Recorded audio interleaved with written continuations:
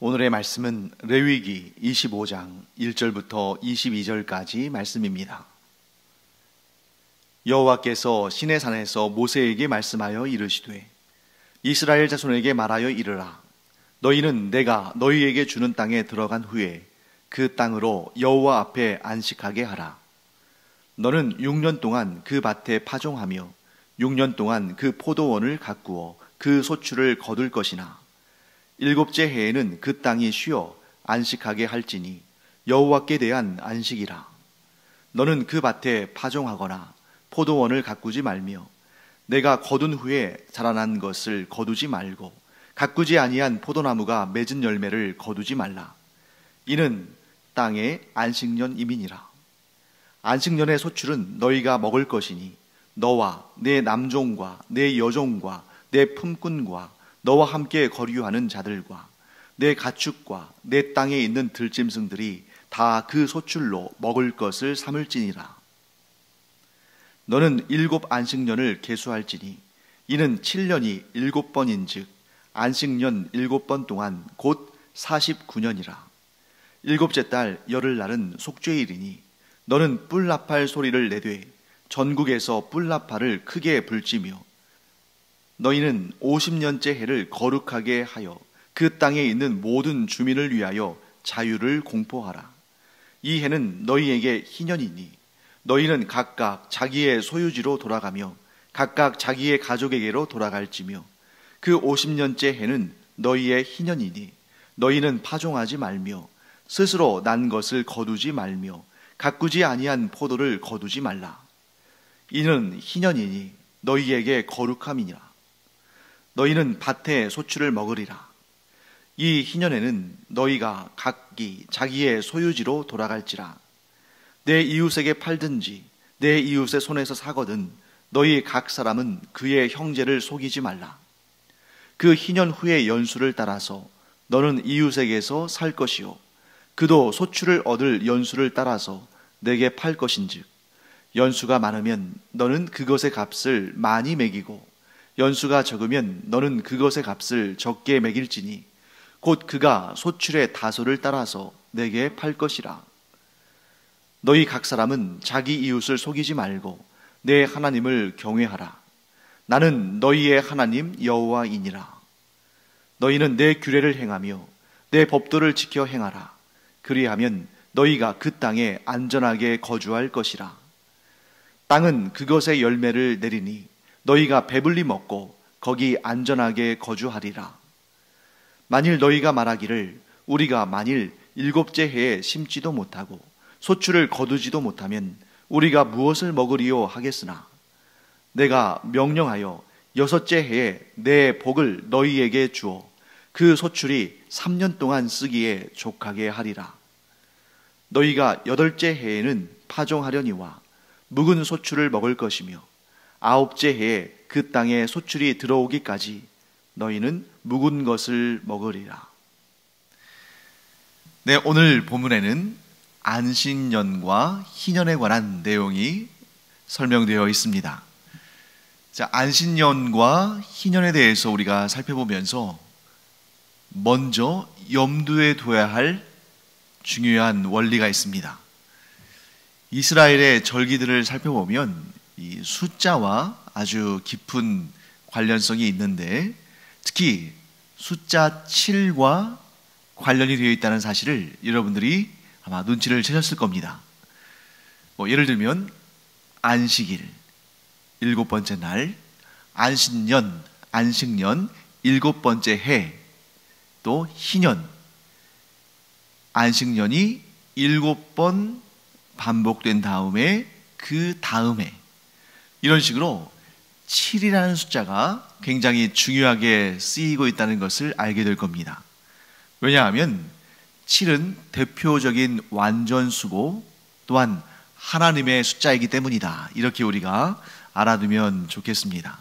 그래서 일 단위로 계수했을 때에 7일 동안의 순환기의 마지막 제7일 그날이 완성의 날, 안식의 날 이렇게 볼 수 있고 또 년 단위로 보았을 때에 7년의 순환기의 마지막 해 곧 그 7년째가 완성의 해이고 또한 안식년이다. 거기에다가 7년의 순환기가 7번 지난 다음, 그리고 그 다음에, 즉 50년째 되는 해죠. 그 해가 바로 완성의 해, 자유의 해, 해방의 해인 희년이다. 우리가 이렇게 기억해 두면 되겠습니다. 자, 안식일에는 하나님께서 나와 또 나와 함께 있는 사람들, 그리고 가축들까지도 안식하도록 하셨죠. 그날에 안식하라, 일하지 말라. 그리고 안식년에는 거기에다 더해서 무엇까지? 땅까지 안식하라. 그리고 그 안식년이 7번 반복된 다음에 그 다음 해인 희년에는 모든 죄까지도 사해주고 빚도 탕감받고 잃었던 땅도 되찾는 그런 회복의 해, 자유의 해, 완성의 해다. 이렇게 우리 정리할 수가 있겠습니다. 자, 그렇다면 우리가 이미 안식일은 배웠고 오늘 안식년과 희년에 대해서 배울 텐데, 하나님께서 안식일, 안식년, 희년을 주시는 이유는 무엇일까? 왜 하나님의 백성들에게 안식일을 지키며 안식년을 지키고 또 희년을 지키라고 명령하실까? 아주 간단하게 이렇게 정리할 수 있습니다. 하나님께서 그런 명령을 내리지 않으시면, 하나님께서 이런 규례와 법도를 통해서 안식일, 안식년, 희년의 규례를 정하지 않으시면 인간의 욕심은 한도 없이 크기 때문에, 끝도 없이 자라기 때문에 결국 그것이 인간을 파멸에 이르게 하고, 인간뿐만 아니라 자기 자신뿐만 아니라 자기 주변의 사람들, 나아가 가축들, 나아가 땅을 비롯한 이 생태계, 우리가 살고 있는 이 세상마저도 파멸에 이르도록 하기 때문에 그것을 하나님께서 막으시는 겁니다. 곧 욕심이 잉태하여 죄를 낳고 죄가 장성하여 사망이 되는 이 굉장히 악순환의 고리를 하나님께서 무엇을 통해서 어쩌면 좀 강제적으로 안식하게 하시는, 쉬게 하시는 그러한 규례를 두심으로 말미암아 사람들이 욕심을 따라서 파멸로 가지 못하도록, 욕심을 버리고 하나님을 바라보며 하나님의 안식을 누릴 수 있도록 하나님께서 저렇게 강제적으로 조치하셨다. 왜? 그렇게 하지 않으시면 사람 안에 있는 죄성은 끊임없이 그 욕심으로 인하여서 자신을 파괴할 뿐만 아니라 이웃을 파괴하고 가축들까지도 파괴하고 땅과 생태계까지도 파괴한다는 것을 하나님께서 아셨기 때문입니다.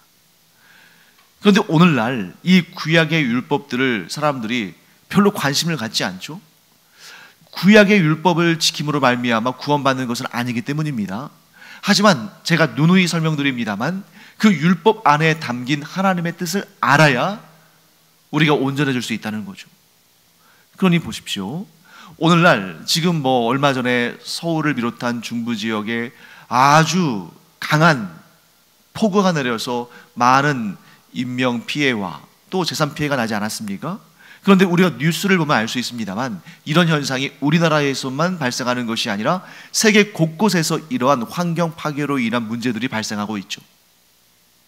만일 하나님께서 말씀하신 대로 이 욕심을 잠재우게 하는 안식일에 쉬고 안식년에 쉬고 희년에 쉬는, 또 자유를 선포하는, 회복을 선포하는 그런 일들이 계속해서 반복적으로 이루어져 왔다면, 물론 그것이 우리를 구원에 이르게 하는 것은 아니지만 하나님께서 우리에게 주신 이 자연, 이 생태계, 이 환경을 굉장히 많이 보호할 수 있었을 것이고, 물론 이 세상은 완전하지 않고 죄악 가운데 있고 또 죄로 인한 저주를 받은 부분이 있기 때문에 이 세상에서 그런 재해, 자연재해 같은 것들이 없을 수는 없겠습니다만 우리가 막을 수 있는 부분들도 굉장히 많았을 것이다.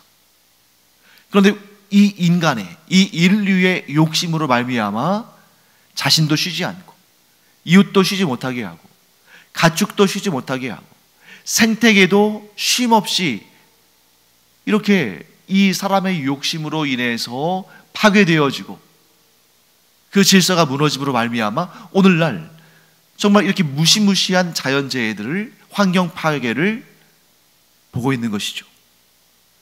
자, 안식일의 규례, 안식년의 규례, 그리고 희년의 규례, 이런 규례들을 통해서 우리가 알 수 있는 것은 뭐냐면 인류가 욕심을 따라, 자신의 욕심을 따라 자기 마음대로 살면 반드시 자기 자신도, 이웃도, 가축과 같은 동물들도, 땅과 같은 생태계도 다 파괴된다.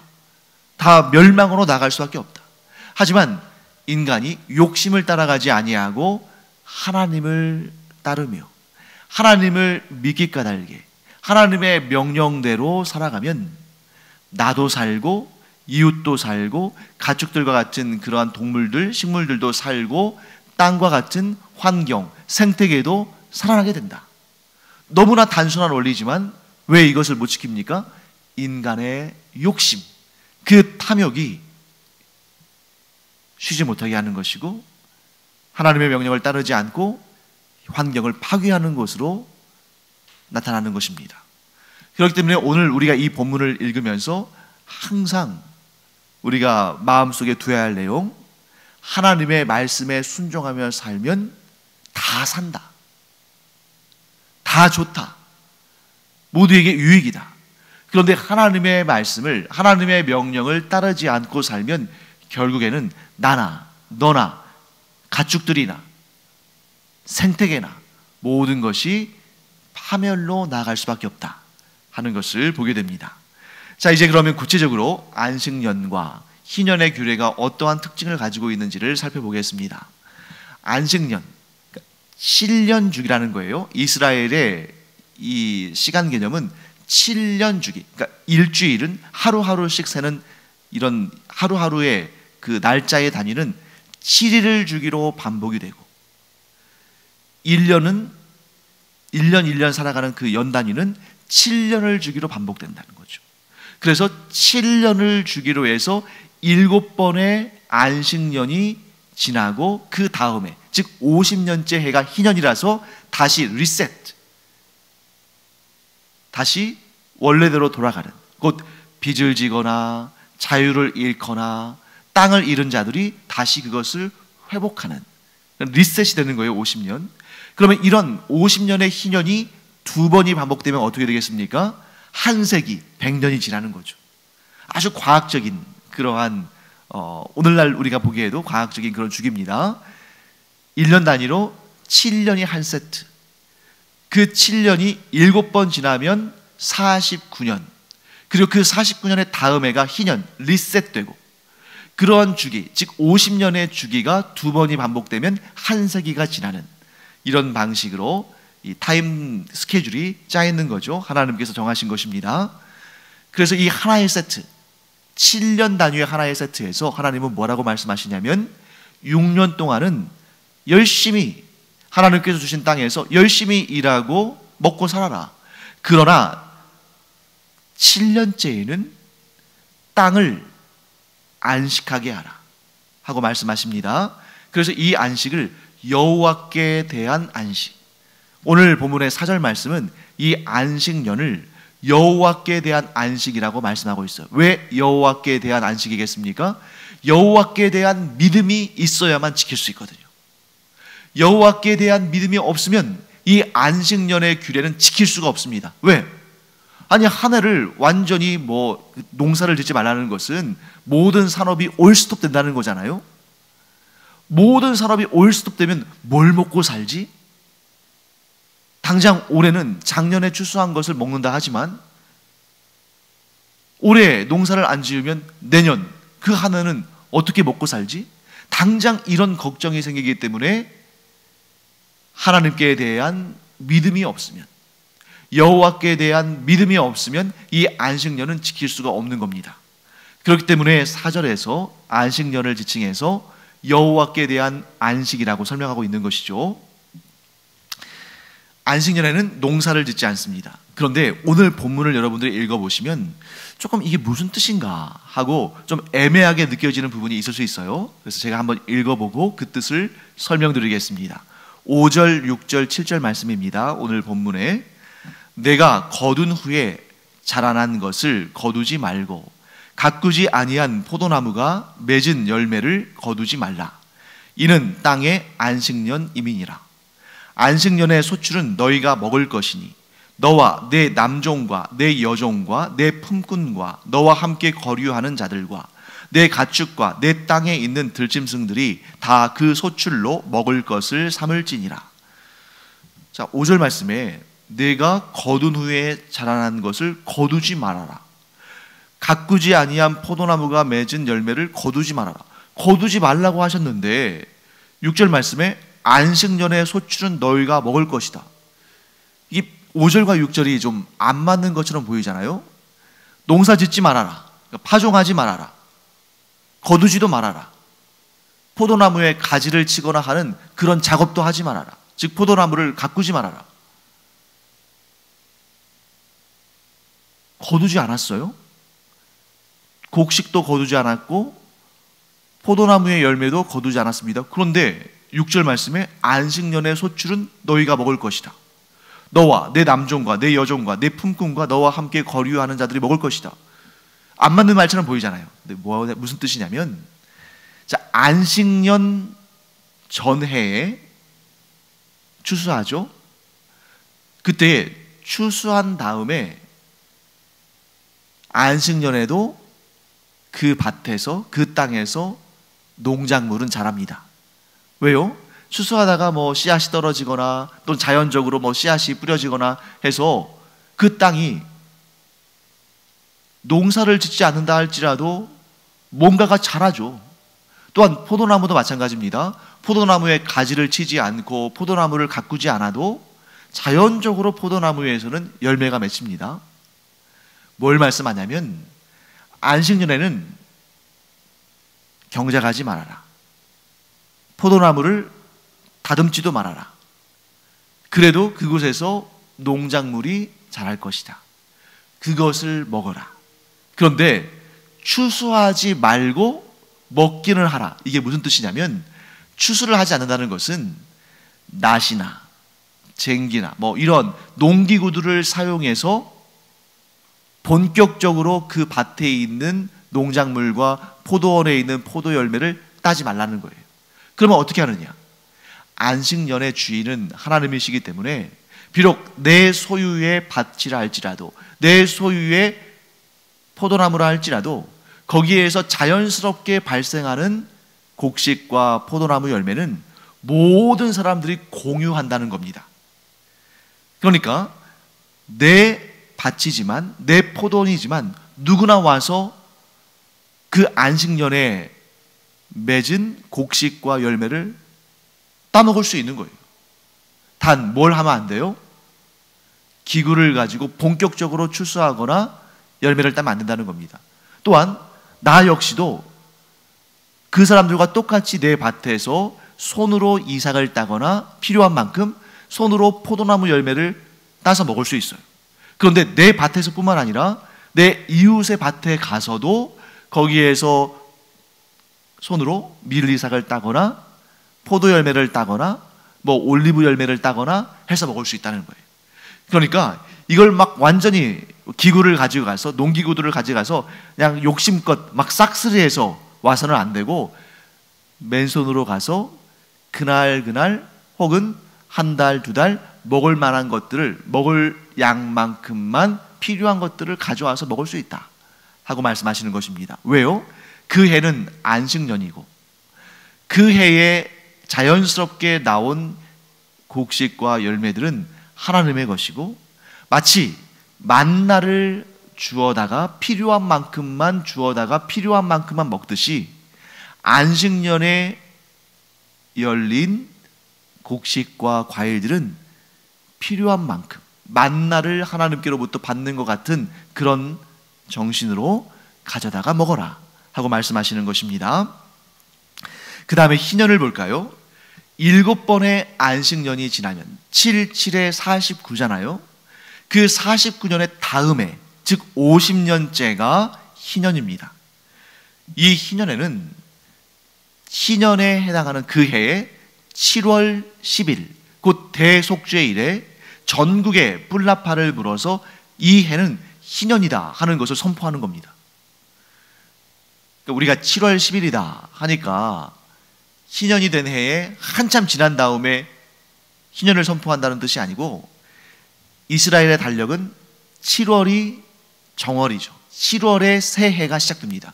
그러니까 7월 10일인 7월 열흘 그 대속죄일에 희년을 선포한다는 것은 나팔절 7월 1일로부터, 즉 새해가 시작된 날로부터 열흘이 지나서 희년이 선포되는 거니까 거의 한 해의 초반부에 희년이 선포되는 거죠.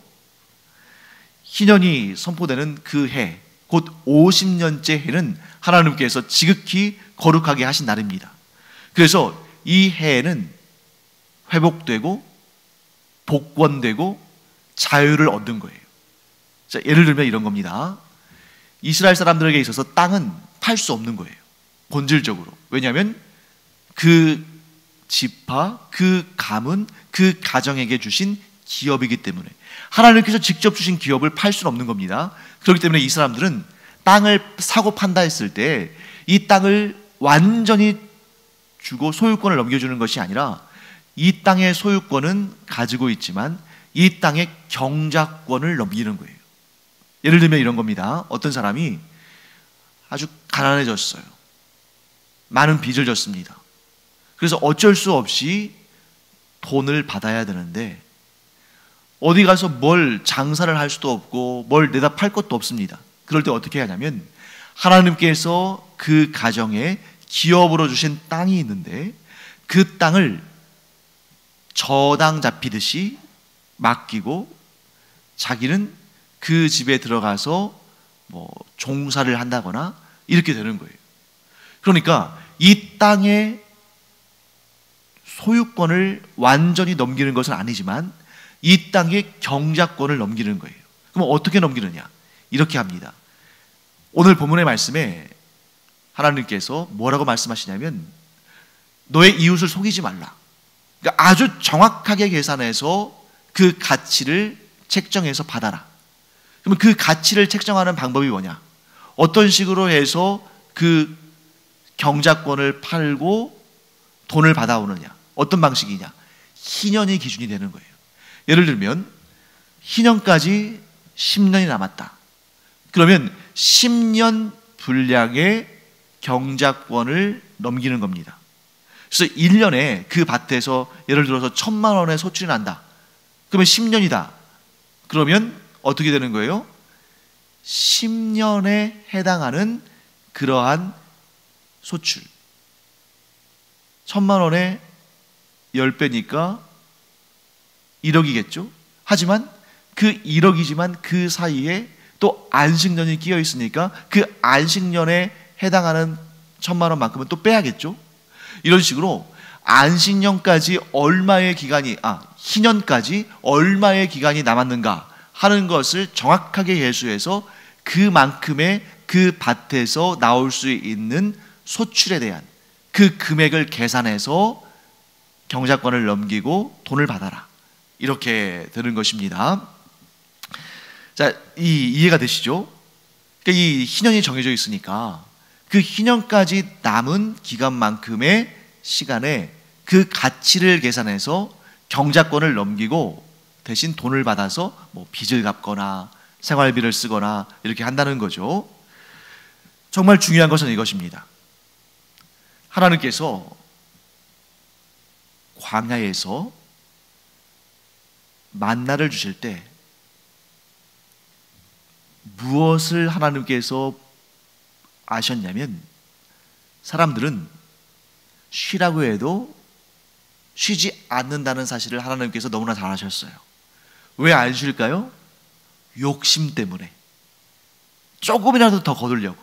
그러니까 하나님께서 분명히 6일 동안은 만나를 주시고 안식일인 제7일째에는 만나를 내려주시지 않으시겠다. 이렇게 말씀하셨어요. 그런데 하나님께서 아시죠. 사람은 먹지 않고는 생명을 유지할 수 없잖아요. 그래서 하나님께서 어떻게 하셨습니까? 6일째에 이틀분의 만나를 주시겠다. 그래서 이틀분의 만나를 내려줄 테니 너희가 7일 안식일에는 쉬어라. 만나를 거두러 나오지 말아라. 이렇게 말씀하신 겁니다. 그 내용이 이제 20절, 오늘 본문의 20절과 21절에도 같은 원리가 반복이 됩니다. 제가 읽어보겠습니다. 20절, 21절. 만일 너희가 말하기를 우리가 만일 7째 해에 심지도 못하고 소출을 거두지도 못하면 우리가 무엇을 먹으리요 하겠으나 내가 명령하여 6째 해에 내 복을 너희에게 주어 그 소출이 3년 동안 쓰기에 족하게 하리라. 사람들이 불안해한다는 걸 아시는 거예요. 그래서 하나님께서 이렇게 말씀하시는 겁니다. 안식일에, 안식년에, 그리고 희년에 너희가 일하지 않고 파종하지도 않고 거두지도 않고 너희가 안식하며 쉰다고 해서 걱정하지 말아라. 안식년이 있을 때 내가 그 전에, 즉 6년째 해에 너희들에게 많은 복을 주어서 너희들의 소출이 3년을 쓰기에 넉넉한 그 정도의 양을 내가 너희에게 공급해 주겠다 하고 말씀하시는 겁니다.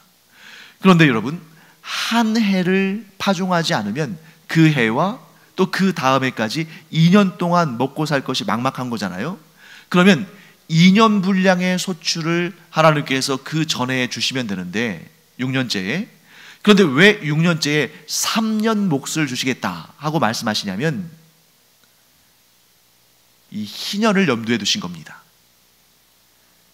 왜요?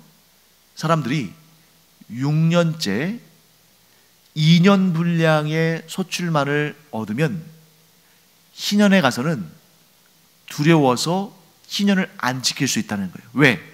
자, 49년째 되는 해가 7번째 주기의 안식년이잖아요. 그런데 49년에 일을 안 했어요. 파종을 안 했습니다. 농사를 안 지었습니다. 그런데 50년째 해는 희년이니까 그 해도 쉬어야 되는데 그러면 2년을 연속해서 쉬는 거잖아요.